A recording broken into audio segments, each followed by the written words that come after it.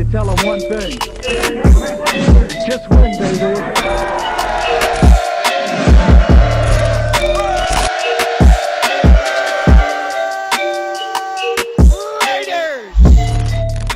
What is going on, Raidernation? It's your boy Small Raider back with another video. Man, what a game, right? With all the adversity that this team has had to go through this past week and the NFL just changing up the rules just to help benefit other teams, we still showed up in Indy and brought that energy. Heck, the NFL even tried to threaten Deshaun Jackson to remove his customized John Madden cleats or else he wouldn't be able to play in this game. But let's be honest, Raider Nation, it's not like we really noticed them in the game anyways, right?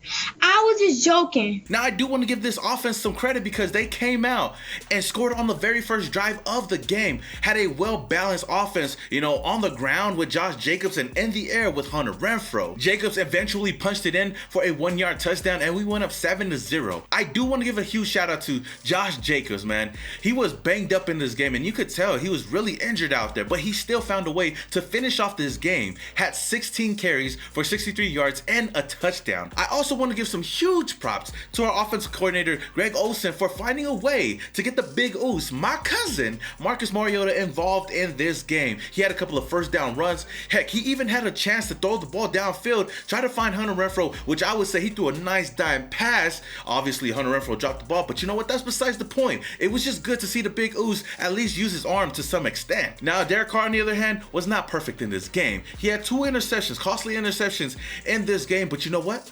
At the end of the day, he still found a way to come through when we needed him to the most. And this defense, man, put some respect on their names because I know that there's a lot of fans out there wanting to complain about this defense, blame this defense for giving them points, yada, yada, yada, yada. But they've done a great job, especially these past couple of weeks, to put our offense in great positions to go out there and score points. I mean, they bailed out Derek Carr on his second interception and was able to force the Colts offense to punt the ball away. The only criticism I would have on this defense was giving up a huge touchdown drive right before half, that 2-minute drill. They let Carson Wentz drive down the field and walk right into the end zone. That was honestly a horrible defensive performance by this defense, but other than that, they still, just like Derek Carr, were able to come through when we needed them to the most. For the Colts, this was the first game this season that Jonathan Taylor was able to rush over 100 yards and still take that L. So they are down 9-1 when Jonathan Taylor rushes over 100 yards. Even with getting Carson Wentz back from COVID, he was a non-factor in this game. Only went 16 for 27 for 148 yards and a touchdown. And as far as that touchdown, I would say was the luckiest touchdown in this game. I don't know what the hell was going on out there with Casey Hayward and Trayvon Merrick. They just collided into each other. The ball just popped up in the air, and luckily enough for T.Y. Hill, and he was at the right place at the right time, was able to get the ball and get the touchdown for the Colts. I don't know what the hell is going on with this team, but it just seems like our DBs cannot catch for shit. I do gotta give some huge props to Rich Bisaccia, aka Bill Goldberg. Goldberg is here! It is him! For having the cojones, having the balls to go for it on 4th and 2, to take the lead late in the game. I mean, on other situations, I thought that they would have been safe and tried to get the field goal to at least be down by 1. But the fact that he was able to give DC all the confidence in the world to go out there and make a play, to find Hunter Renfrow in the end zone for a touchdown, to put us up 20-17 at the time, my goodness, man, huge props to Rich Bisaccia. Kind of reminded me of the Jack Del Rio days when he would just go for it on 4th downs and it would actually work. And then later on in the game, on 3rd and 10, it was good to see my boy Derek Carr use his legs a little bit, try to get out of the pocket and make a play, and he did, finding Hunter Renfrow down the field for a quote-unquote touchdown that got taken back because Kenny Moore ended up, touching his cleats, which honestly was a blessing in disguise for the Raiders. I was kind of initially frustrated because I'm like, damn, they're taking our touchdown back. But then I was like, damn, we got a first down and we can run the clock out. And that's what we ended up doing. We ended up running out the clock. We put our kicker in the best position possible to finish off the game. And Daniel Carlson, with all that ice in his leg, called game. Iceman, good job, boy. Hey, the Iceman. Hey, the Iceman. He's him. He's him. At the end of the day, we found a way to win this game and we fight to live another day. Like I said before, I'm never, ever, ever,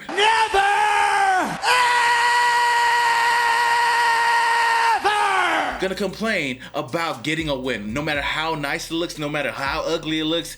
Al Davis said it best. Just win baby. We are 9-7 right now, and technically that means we have a winning season this year, the first time since 2016.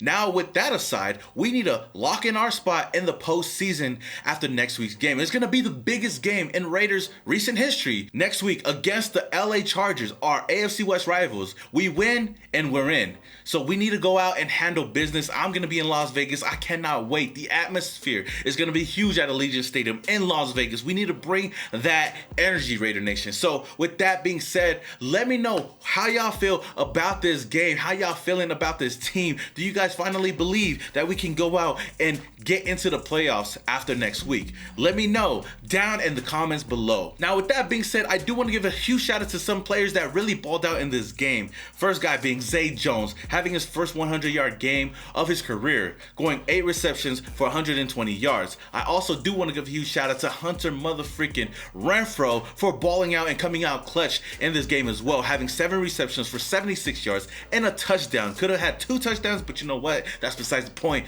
On top of all that, he had a 41-yard return punt, which set us up for a huge score as well. And last but not least, rookie linebacker Divine Diablo having 9 total tackles, leading the team and having 1 tackle for loss. My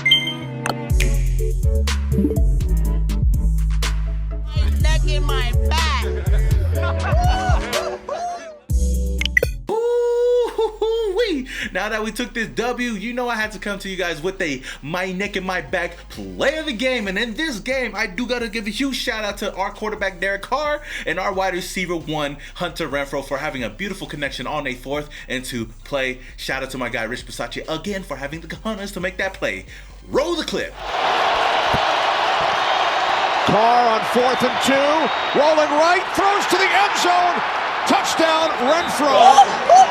My neck and my back. So Rich Bisaccia's decision pays off for the Las Vegas Raiders. Let's go, man. Shout out to Hunter Renfro and Derek Carr and the rest of this team for coming through and winning this game. All right, Raider Nation, that is all I have for you guys today. If you guys enjoyed the video, don't forget to hit that like button. If this is the first time you're coming across my channel and you love the Las Vegas Raiders, then hit that subscribe button, hit that notification icon button just to notify you guys when I upload more videos just like this. Until the next video, this your boy Simone Raider, and your boy is, yeah. And you tell them one thing. Just win, baby.